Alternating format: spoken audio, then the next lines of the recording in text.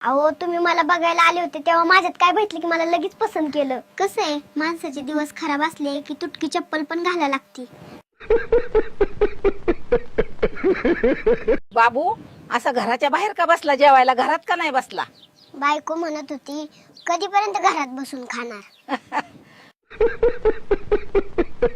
आपल्या लग्नाच्या आधी मी तुला कुठं तरी बघितलंय. हो का, कुठं बघितलंय? माझ्या स्वप्नात रोज एक हाडळ यायची एकदम तुझ्यासारखीच.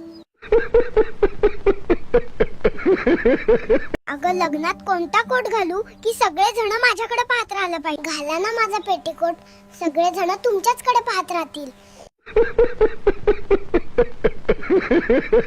अगं बघ ना, मी कटिंग आणि दाढी केल्यावर तुझ्यापेक्षा लहान दिसत आहे. टक्कलच करून यायचं असतं म्हणजे मी तुम्हाला मांडीवर खेळवलं असतं.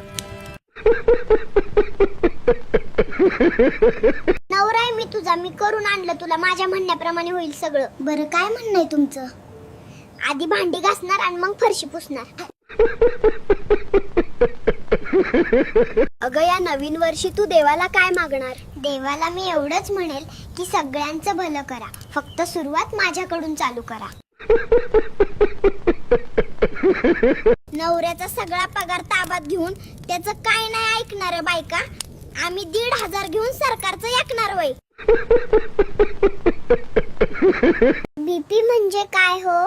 काल डॉक्टर म्हणाले की माझा बीपी वाढलाय. बावळटपणा. श्रीदेवीने अनिल कपूरला 2 करोड मध्ये विकलं होतं, तसं तू मला विकशील का कधी? मी तर तुम्हाला भंगार भावात पण विकायला तयार आहे, पण तुम्हाला घेणार कोण? का ग या वर्षीच्या निवडणुकीत कोण जिंकून येणार? अहो निवडणुकीत कोणी पण जिंको, तुम्हाला काय करायचं त्याचं. तुमची सरकार तर मीच आहे. कसं आहे ना, मला हे आवडलेच नव्हते, पण माझी आई मला म्हटली की नवरा जर येडपट असेल ना तर संसार सुखाचा होतो. अहो माझं नेट खूप स्लो चालत आहे. हो का? तुझ्या जिभीला कनेक्ट करून बघ मग. का ग आपलं लग्न झाल्यापासून तू एक पण उपास नाही धरला. 16 सोमवार करून तुम्ही भेटले, आता अजून किती वाटोळ करून घेऊ माझ्या आयुष्याचा. बघ आता गाडीतलं पेट्रोल संपलं, गाडी आता पुढे नाही जाणार. ठीक आहे, मग गाडी मागं घ्या, आपण वापस घरी जाऊ. मी कोणाला सांभाळू? तुमचे माय बाप, लेकर, घर का तुम्हाला सांभाळू? तू फक्त तुझं तोंड सांभाळ म्हणजे झालं. बात तो सही है. अहो तुम्ही ना रोज आवळा खात जावा, त्याने ना रक्त शुद्ध होतं. जसं आहे तसं पिझ्झा. आता काय रक्त पण तुला शुद्ध पाहिजे का? हॅलो बाबा, मला यांच्या सोबत राहायचं नाही. याचं माझं भांडण झालंय, मी घरी येत आहे. भांडण त्याच्या सोबत झालं तर त्याला शिक्षा द्या, आम्हाला कशाला देताय?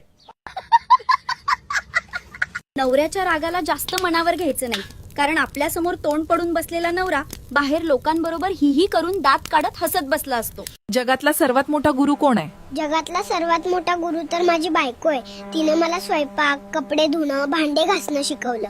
आपल्या लग्नाच्या दिवशी माझ्या बाबांनी तुम्हाला पैसे देऊन तुमच्या कानात काय म्हटले? जवाई बुवा, पैसे अजून लागले तर घ्या, पण ह्या मुलीला परत आमच्या घरी आणू नका. लग्नाच्या दिवशी माझं डोकं खराब झालं होतं म्हणून मी त्या म्हातारड्यासोबत लग्न केलं. आजी, तुझं डोकं खराब झाल्यामुळे आजोबाचं आयुष्य खराब झालं, त्याचं काय? माझं लग्न झालंय हे दाखवण्यासाठी मला बागड्या, टिकली, मंगळसूत्र, बिचवं घालावं लागतात. तुम्हाला काय करावं लागते? आमचं तोंड पाहूनच समजून जाते की लग्न झालं. त्या शेजारींचा नवरा बघा नेहमी तिला फिरायला घेऊन जातो. तुम्ही कधी नेलाय का फिरायला? मी तर 4-5 वेळा विचारलं तिला, पण ती येतच नाही माझ्या बरोबर फिरायला.